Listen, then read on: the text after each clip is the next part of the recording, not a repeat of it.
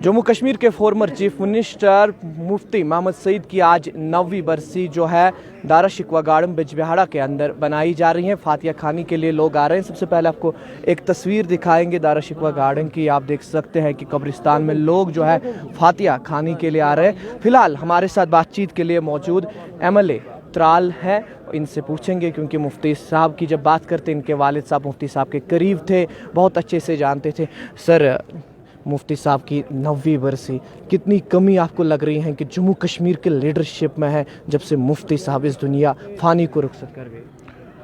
देखिए, एक बात जाहिर सी है, ये जो अपने पुराने वर्कर्स लीडर्स उनको कहे कायदीन कहे, इन्होंने एक समाज पे चाहे हिंदू मुसलमान सिख कश्मीरी जम्मू दिल्ली एक अपनी छाप इनकी अलहदा एक अपनी शख्सियत थी कश्मीर में।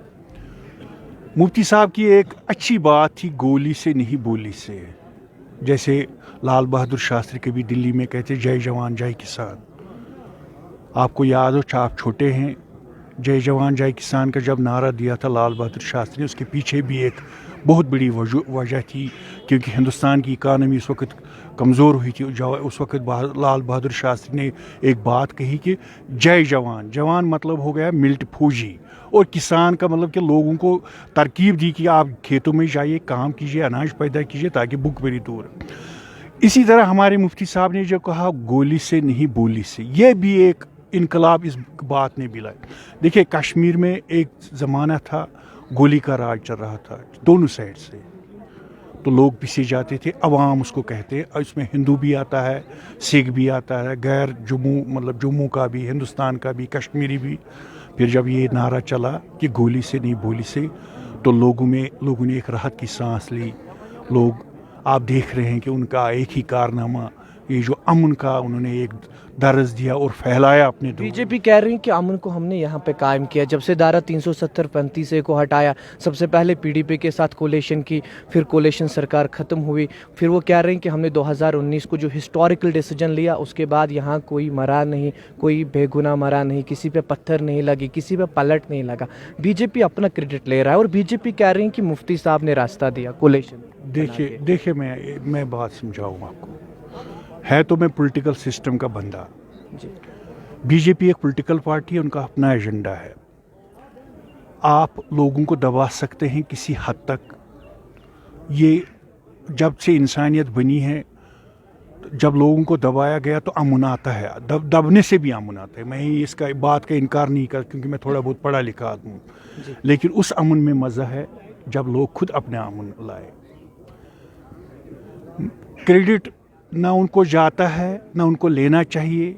हाँ, ये बात वो कह सकते हैं, ये अपने लिए जब वो फ़ख्र करेंगे तो हमारे लिए शर्म की बात है कि एक वादा बंद थी हिंदुस्तान की कौम, हिंदुस्तान की लीडरशिप 47 में, जब कश्मीरियों ने एक मुस्लिम डोमिनेटेड कंट्री को छोड़ के सेकुलर कंट्री के साथ इलाक़ किया, एक वादा किया था। हम उनकी लीडर उसमें सबसे पेश थे अपने जवाहरलाल नेहरू जी, गांधी जी, अपने जो भी सेंट्रल लीडरशिप, उसमें सबसे जो उस सरदार पटेल। बीजेपी उसको अपना आइडियलॉग मानती है, हिंदुस्तान के गृह मंत्री रहे वो, उस वक्त इंस्ट्रूमेंट इलाक हुआ था तो उसमें वो पेश थे। लेकिन इनके ही एक पार्टी ने वो, तो ये क्रेडिट बीजेपी को नहीं, ये शर्म की बात है उनके लिए कि एक वादा तोड़ने वाली पार्टी बन गई है और लोगों को जलील करने के दर पे है। ऐसी पार्टी एक वर्ग को जलील करने पे दर पे है। नाइक साहब, आखिरी सवाल, जो आपकी सियासी हरीफ है वो लगातार आप पे इल्ज़ामात लगा रहे हैं। हम देख रहे हैं कि सलमान सागर की बात करें या नेशनल कॉन्फ्रेंस के जितने भी लीडर ने आगा रोहिल्ला के बगैर सब PDP पे इल्ज़ाम लगा रहे हैं। आपकी रिएक्शन?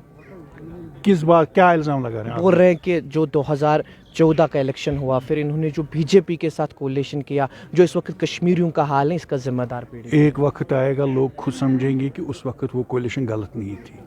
देखिए, जम्मू के लोगों ने जम्मू और कश्मीर है, ये सिर्फ अकेले कश्मीर नहीं है। जम्मू को मैसिव मैंडेट आया था बीजेपी को, आप उसको इग्नोर नहीं कर सकते।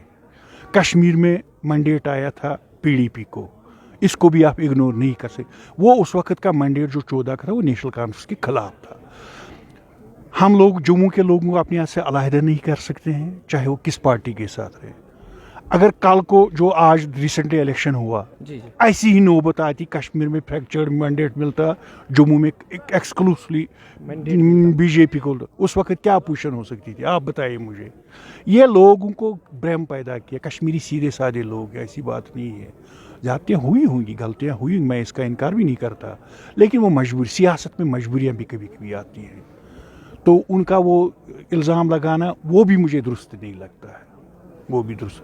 वो नेशनल कॉन्फ्रेंस ने भी कभी बीजेपी के साथ सेंटर में इलाक़ किया था, मैं खुद उसका शाहिद हूँ, मेरे वालिद साहब रहे हैं उसे अलायंस में, तो ऐसी बात नहीं है।